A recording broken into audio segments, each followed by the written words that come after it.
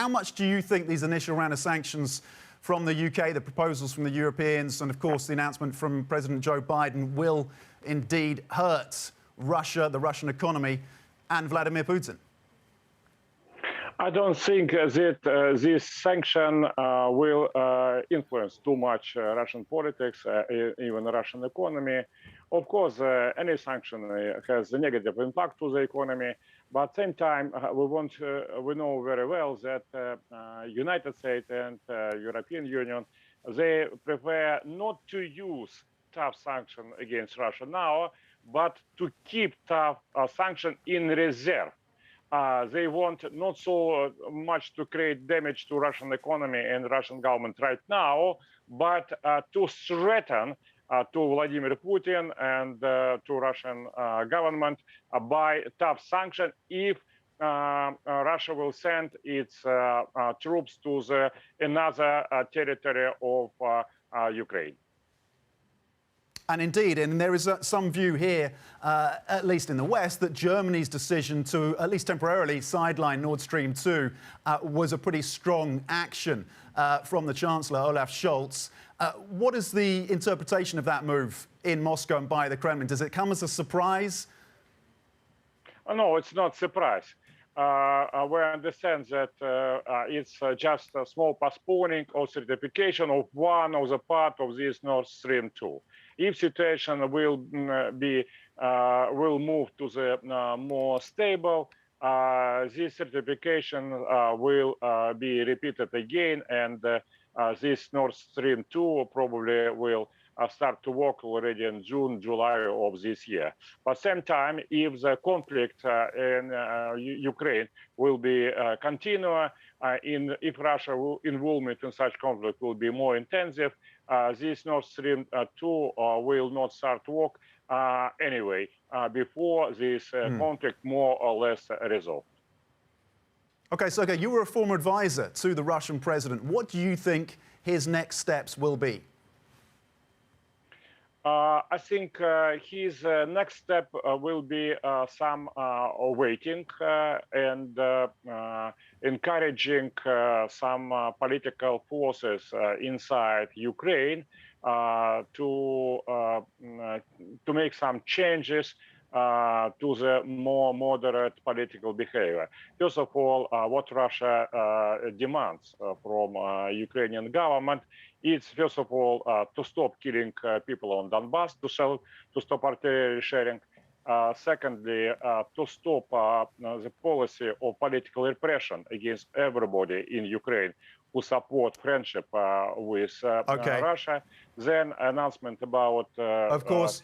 Neutrality if in the Ukrainian constitution and Russian Sergei, language. Of course, the Ukrainian government denies that it has shelled those positions. It denies killing civilians, and it denies repression of people within Ukraine or indeed those territories. What would you assess as the likelihood of a full invasion at this point? I think that probability that Russia will have to start some liberation of the people in the southern and eastern part of Ukraine, in such cities like Kharkov, Odessa, Nikolaev, Zaporozhye, where support of President Putin probably something about 70–80% among population, and where most of the people dream to follow the way of Crimea. I think that operation and liberation of the people there, have high probability, not 100% of content, even not 90%, but something about, I will estimate it's about 65% of such probability. Sergei, what is the reliance of Russia on China, China's economic heft at this point? Russia's economy is around the 11th largest in the world. China's is clearly number 2. How reliant is Moscow on that support? Now we have much more strategic relationship between Russia and China as before. President Xi, he is moving more close to Russia, and leaders of China repeated many times to Russian leader Vladimir Putin that they will be ready to support Russia and Russian economy also if Russia will be in more tough conflict with United States, because as you know, China is regarding as United States of America as more and more not only rivals but possible political enemy and major threat to China. So this strategic alliance between Russia and China is in the process of construction. Though, of course, China said it wanted the Minsk process and the Normandy process to continue, those now dead in the water, arguably as a result of the actions of Vladimir Putin. When it comes to the question of energy, will Vladimir Putin, will the Kremlin weaponize energy ultimately if additional sanctions are imposed? Russia never used energy as a weapon. I had a lot of accusation about this in international media all these years, but the fact is Russia never used energy as a weapon.